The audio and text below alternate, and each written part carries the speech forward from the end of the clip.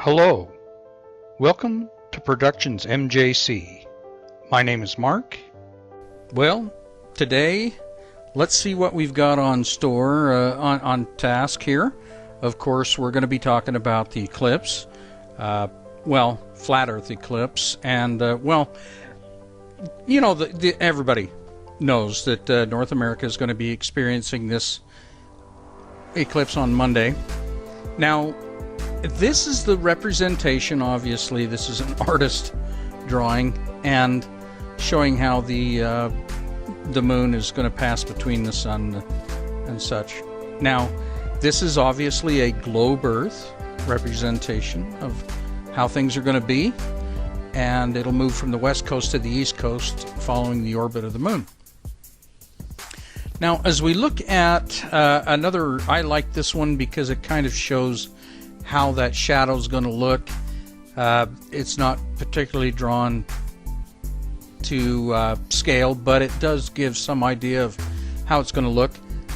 There's actually going to be quite a wide one in 2045.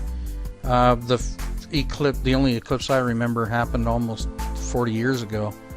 I haven't really, there's been ones in other countries and such, but so how do flat Earth eclipses happen?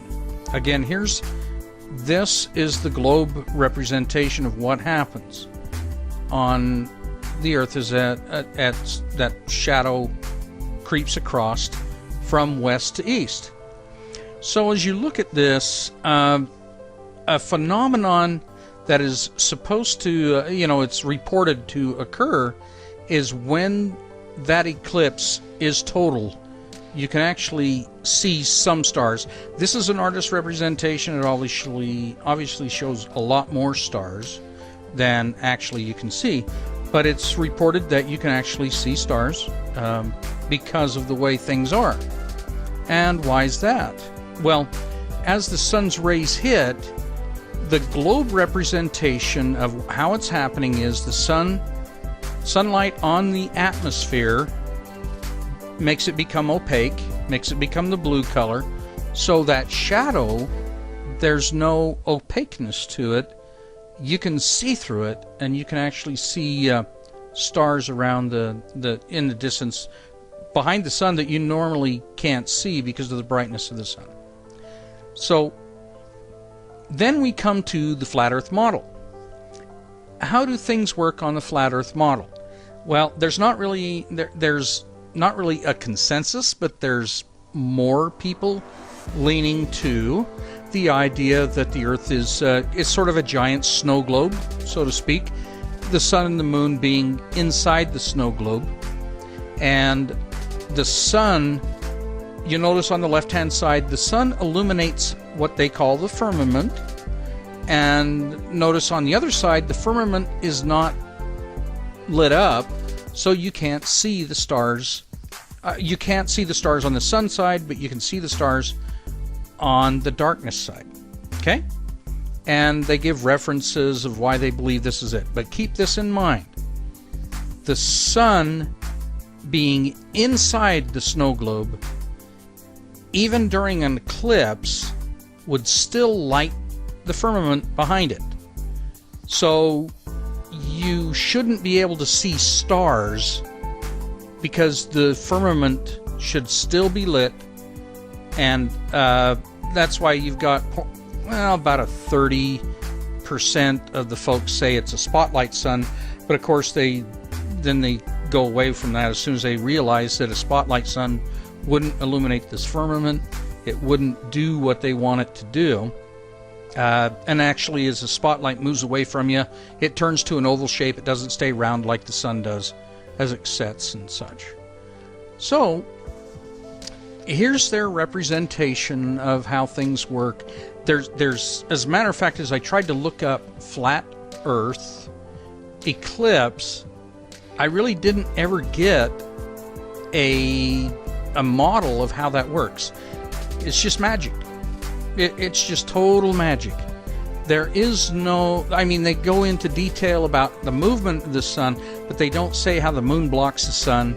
And if the sun and moon are close, like they say, the firmament would still be lit It would not work like they say it does. There's also one more thing. And I apologize for not getting too many videos out lately, but we've had the fires and the air is smoky and you can't see. So there's a lot of, if I took the videos, it would all just be discounted. And some of them have been really bad days you can't sell. But going back to this, if the sun and the moon are close, and we have seen a crescent moon with the crescent on the bottom, that would mean the sun is below the moon quite significantly. Now, for those of you who don't know about the disk theory of the moon, where it's just totally not related to the sun at all, flat earthers, no one has ever put forth an active, accurate theory on eclipses for the flat earth. It's just all magic. It's God's magic, and man isn't supposed to understand it. But the globe people, the globe knowledge predicts with accuracy to the minute, to the second, where the shadow will pass. Think about that. One side just says it's magic, you're not supposed to know it. You're not supposed to understand it. It's not something that you're supposed to understand or know. Think of that. Think of that. Just one side says, no, can't know it. And the other one says, here's how it works. Here's a working model down to the second timing of how it works. Now here's something that's important. This explains we've all seen crescent moons. Moons that are lit on the bottom. That means the sun has to be below the moon to light it up. The common excuse for that is the disk moon theory. If one of my other videos goes into that.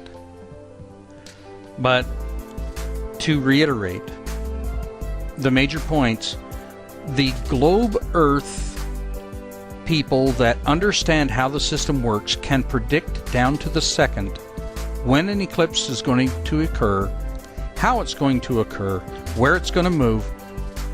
The flat Earth people, their explanation for an eclipse, I looked it up all over the place. I couldn't find anything. Their excuse for an eclipse, only God knows. It's not for man to know. It's one of those mysteries of God that shouldn't be known, can't be known, will never be known. Why do they say that? Because they don't know. They don't know how to explain it. They've tried to explain a couple of things. Time zones fail, other things fail, but think about this. When has anybody told you that you can't know anything about something, yet you've got other people explaining it down to the second when it's going to occur? The globe side can, via the globe model, via the planetary heliocentric model, can explain down to the second when an eclipse is going to occur. And the other side just says, well, we're not supposed to know one of God's mysteries, how this thing's work. It just works. And again, I might be able to get up to, it's going to be about 6 or 7 hour drive. I would love to see it because I don't know if I'm going to be around for 2045 to see the one that's about 3 times as wide. But I hope to be getting you folks something. I apologize for not getting any videos out. It's been dusty, smoky, horrible, bad. Just video conditions aren't right. But I want to try to see for myself if you can really see stars. Because if you can see stars, that puts the sun and moon outside the atmosphere of the Earth, what people call the firmament. So that shoots every inside the firmament theory right there. Absolutely, totally, 100%. Every inside the firmament theory will be shot if you can see stars when the total solar eclipse happens.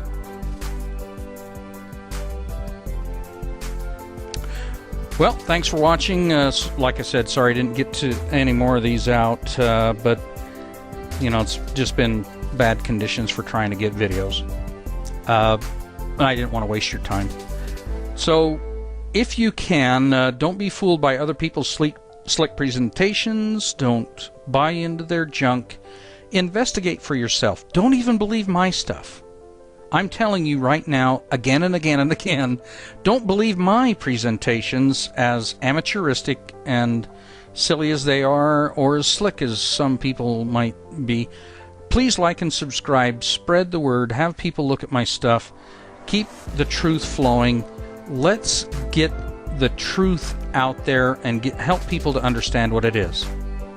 Thank you so much for watching. I really do appreciate it. This has been Mark with Productions MJC.